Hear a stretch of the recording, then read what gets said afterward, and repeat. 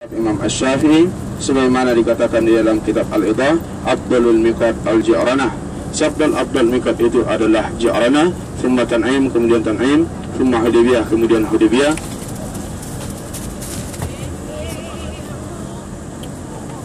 Summa al-hilli fal-hilli, kemudian tanah halal yang lainnya. Jadi kenapa dia makan tempat ini sebagai tempat miqat paling afdal dalam mazhab Imam Asy-Syafi'i? Karena dari sinilah kurang lebih 300 orang Nabi mengambil miqat. 300 orang Nabi mengambil miqat. Boleh tanya tak? Boleh? Boleh? Berapa jumlah Nabi?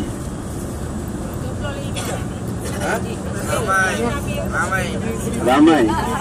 Ramai dia berapa? 124.000. Berapa? 124.000. 124.000. 124.000 ya. Itulah jumlah Nabi. Dia. 124.000. Jadi setelah disaring dapat berapa? 313. Sama seperti jumlah kaum muslimin yang berperang di peperangan Badar. Disaring lagi dapat berapa? 25. Itulah yang wajib kita ketahui. Disaring lagi dapat berapa? 5 ulul azmi ya. Jadi itulah 124.000 ya. Jadi perlu kita ketahui, kalau dia seorang nabi, belum tentu dia seorang rasul. Itu mesti ingat ya. Kalau dia nabi, belum tentu dia seorang rasul. Akan tetapi kalau dia seorang rasul, dah pasti dia seorang nabi. Kalau seorang nabi mendapatkan ilham daripada Allah Subhanahu wa taala, tidak wajib diajarkan kepada orang lain. Kalau seorang rasul mendapatkan wahyu daripada Allah Subhanahu wa taala, wajib dia sampaikan kepada umatnya. Itulah perbedaan nabi dengan rasul ya. Jadi dari sinilah 300 nabi mengambil miqat, di antaranya Rasulullah sendiri. Yang mana Rasulullah pernah tinggal di Ji'ranah ini kurang lebih 10 hari setelah Rasulullah balik daripada peperangan Taif dan peperangan Hunain. Peperangan Taif dan peperangan Hunain, para sahabat dan Rasulullah berehat di Ji'ranah ini, dan di saat itu mereka membawa harta ghanimah yang sangat banyak. Harta ghanimah artinya adalah harta rampasan perang. Kemudian membawa tawanan-tawanan perang yang sangat banyak. Setelah sampai ke tempat ini, di saat itulah tawanan-tawanan ini meminta izin kepada Rasulullah, "Wahai Muhammad, merdekakanlah kami kembali, lepaskanlah kami kembali, dan bagilah kembali harta kami, pulangkanlah kembali harta kami kepada kami," kata tawanan-tawanan ini. Rasulullah mengatakan, "Kalau kalian nak merdeka, saya akan merdekakan, tetapi harta takkan saya kembalikan," kata Rasulullah. "Kalau kalian nak harta, harta akan saya berikan, akan tetapi kalian tetap menjadi tawanan," kata Rasulullah. Akhirnya banyak di antara mereka lebih memilih, yaitu untuk merdeka dan harta tetap di tangan orang-orang muslimin di saat itu. Jadi harta ini dibagikan Rasulullah lah kepada orang-orang yang baru masuk Islam. Sebagian mendapatkan 100 ekor kambing, bahkan lebih daripada 100 ekor kambing.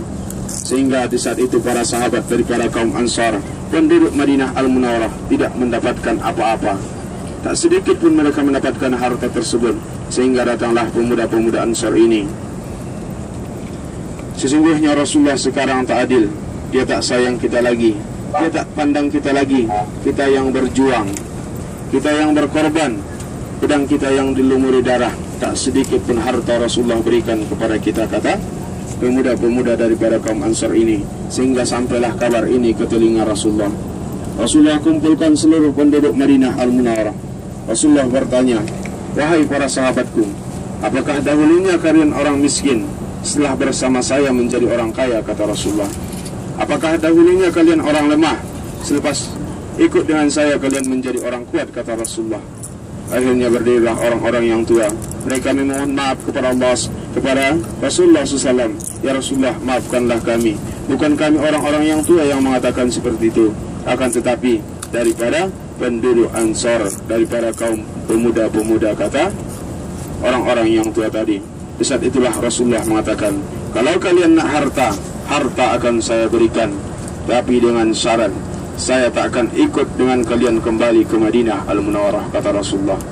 Sehingga mereka memohon maaf kepada Rasulullah, "Ya Rasulullah, kami tak nak harta ya Rasulullah. kami akan lebih bangga, kami akan lebih bahagia kalau dapat membawamu kembali ke Madinah Al-Munawwarah, kata orang-orang tua daripada kaum Ansar ini.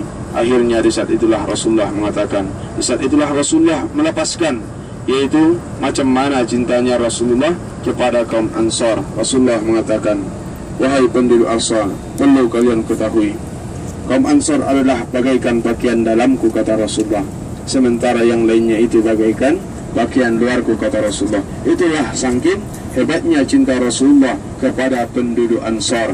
Rasulullah memang sangat menyayangi penduduk Ansar, disebabkan kaum Ansar lah yang mudah menerima agama Islam ini.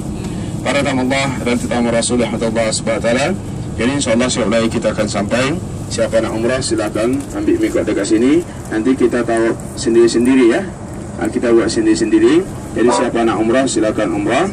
Jadi siapa nak niat nantinya silakan ambil wuduk dekat tandas. Kemudian jangan salin ihram dekat tandas. Jadi dekat mana kita salin? Di